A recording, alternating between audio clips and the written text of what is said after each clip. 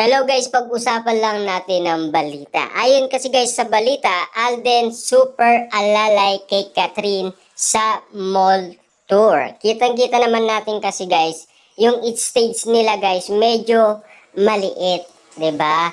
Kasi guys, kung hindi niya aawakan umano si Catherine Bernardo, baka ito ay maulog umano. Nangyari ito guys sa May Laguna, sa May Vista Mall. Ayan, yung ikalawang mall tour nila.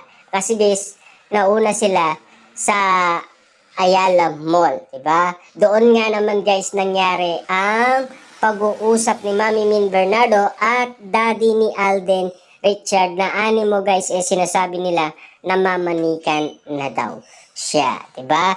At kita-kita naman natin kasi guys na todo talaga ang pagiging alalay ni Alden Richard. Kahit nasa Canada guys, ganun din ang ginagawa niya.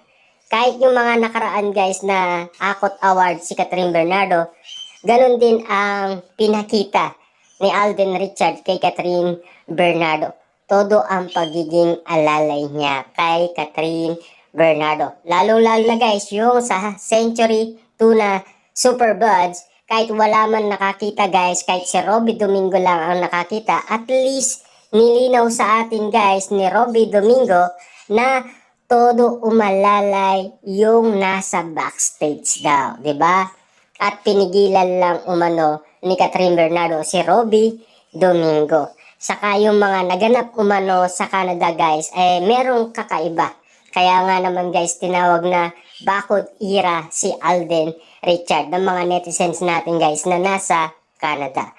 At lalong-lalo na ang pagiging bodyguard niya kay Catherine Bernardo at tinawag din siyang The Wall of Catherine Bernardo.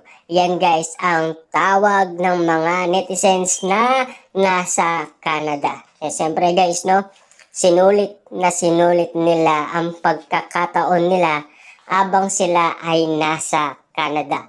At lalong-lalo na guys, yung mga patikim nila sa mga fans habang sila ay meron mall tour at talagang kakaiba ang mga karismang pinapakita nila guys sa mga fans para lalo silang masabik. Kita nyo naman guys ang kinita ng kanilang movie. 'Di ba? As of October 24, nasa 12 million pataas, 'di ba? At alam naman natin kasi guys, no, dahil narinig natin sa iba't ibang balita na nakalabas din ang iba't ibang mga tao sa kanilang bahay dahil nagbabalik na ang movie ni na Catherine Bernardo at Alden Richard. Sabik ba sila guys kina Catherine Bernardo at Alden Richard? Kasi guys, mainit nga naman kasi ang pagtanggap nila sa movie ni na Alden Richard at Catherine Bernardo bilang Joy at Ethan. Kasi guys, bitin na bitin sila noon sa unang movie nila na Hello, Love, Goodbye. Dahil iniwan nga naman kasi guys ni Joy si Ethan na malungkot umano sa Hong Kong.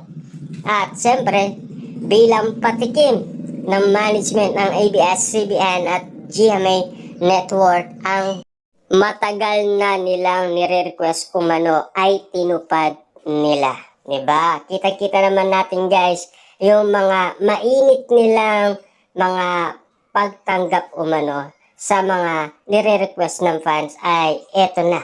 Diba? At tinupad na ng management ng ABS-CBN at GMA Network. At least, ginawa nila yung paraan para magkasama muli guys sina Alden Richard at Catherine Bernardo. Kaya nga naman guys, eto na ang pagbabalik ni Ethan at Joy. Siyempre guys, sa kanilang pagbabalik, kitang-kita naman natin guys yung premiere pa lang nila, nakakaiyak na.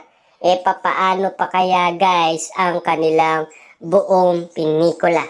'Di ba? Kaabang-abang nga naman kasi guys dahil marami nang naghihintay na mga fans dahil maaga nga naman silang bumili ng ticket at agad-agad naubos ang unang mga ticket. Grabe nga naman kasi guys ang mga fans, 'di ba?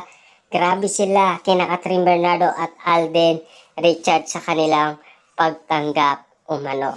At least kitang-kita naman natin guys na sinusulit naman nina Alden Richard at Catherine Bernardo ang mga pinapakita nila sa mga fans para igit silang mahalin at suportahan ng bawat fans na kumikilala sa kanila at tumatanggap sa kanila at rumerespeto sa kanila, 'di ba? Alam naman natin guys, no, na talagang mainit noon ang issue, kaya naman guys, more than 5 years nagbabalik na sina Catherine Bernardo at Alden Richard. Nagkaroon man tayo ng pandemic at siyempre nagkaroon din tayo ng iba't ibang issue patungkol umano sa naging part 2 ng Hello Love Again, diba? Kasi alam naman natin guys, may boyfriend si Catherine Bernardo. Kasi guys, alam naman natin isang beses lang daw ang kanyang gusto. Wala nang susunod pa, diba? Kaya nga naman kinausap niya daw si Alden Richard. Yan kasi guys ang mga kumakalat na issue noon sa social media.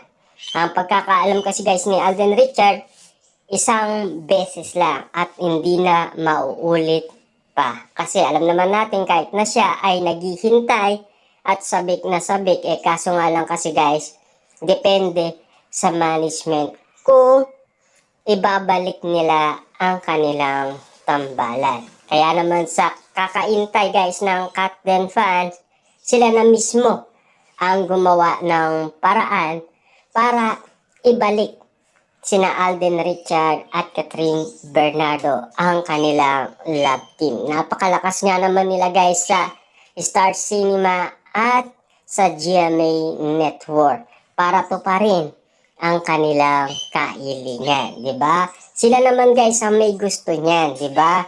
Hindi ginusto ni Alden Richard, hindi ginusto ni Catherine Bernardo. Gugustuin man nila guys, siyempre, naka-handle pa rin sila sa kanilang management kung sila ay magkakaroon muli ng pagkakataon na maibalik ang kanilang love team.